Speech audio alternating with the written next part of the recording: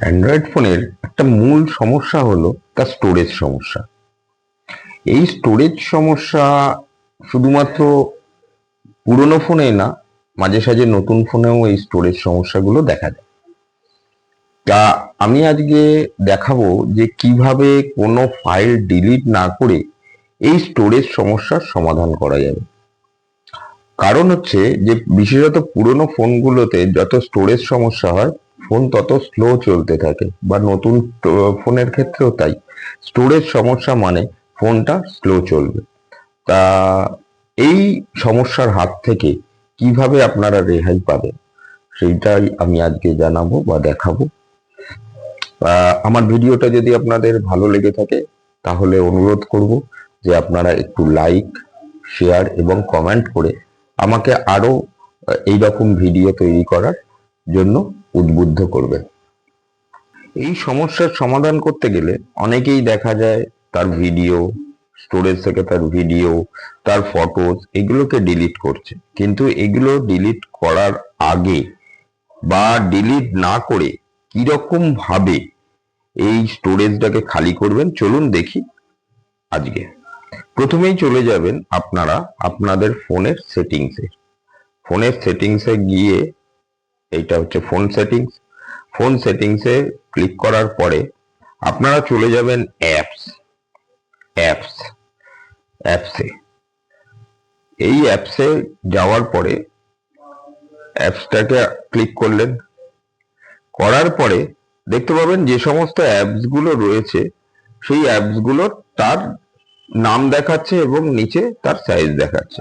আমাদের কি করতে হবে না, প্রথমত আমরা যে অ্যাপস গুলো সবচেয়ে বেশি ইউজ করি সেই অ্যাপস গুলোতে আমরা যাব। যেমন আমরা সারাদিনে সবচেয়ে বেশি কোনটা ইউজ করি না, গুগল অ্যাপস। তা প্রথমে আমরা চলে গেলাম গুগল অ্যাপসে। ফার্স্টে আমরা চলে যাব হচ্ছে গুগল। এই গুগলে দেখুন, গুগলে ক্লিক করলাম। গুগলে ক্লিক করার পরে আমরা চলে যাব অ্যাপস গুলো স্টোরেজ। দেখুন এখানে স্টোরেজে লেখা আছে 1 GB used in internal storage. এই স্টোরেজটাতে আমরা ক্লিক করব। করার পরে আমরা যে জায়গাটা যাব সেটা হচ্ছে, দেখুন এখানে লেখা আছে ক্যাচ ফাইল কত এমবি আছে, আমার 219 এমবি আছে। দেখুন নিচে দুটো অপশন আছে, একটা হচ্ছে ক্লিয়ার ডাটা আর একটা হচ্ছে ক্লিয়ার ক্যাচ। আমরা কি করব, এই ক্লিয়ার ক্যাচটাতে ক্লিক করব। যেই ক্লিক করব দেখুন ক্যাচ ফাইলের সাইজটা 0 বাইটস হয়ে গেছে, তার মানে সেখানে যে ডেটাগুলো ছিল সেগুলো টোটালি ক্লিন হয়ে গেছে। এইরকম ভাবে আমাদের কি করা উচিত, একদিন কষ্ট করে পুরো যে সমস্ত অ্যাপস গুলো রয়েছে তার থেকে ক্যাচ ফাইলগুলো আমাদেরকে একটু ক্লিয়ার করে নিতে হবে।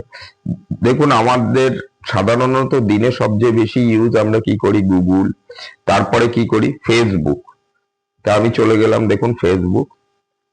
যেহেতু আমার প্রতিদিন ক্লিয়ার করি সেই জন্য আমার কিন্তু ক্লিয়ার ক্যাচের ডেটার পরিমাণ কম থাকে।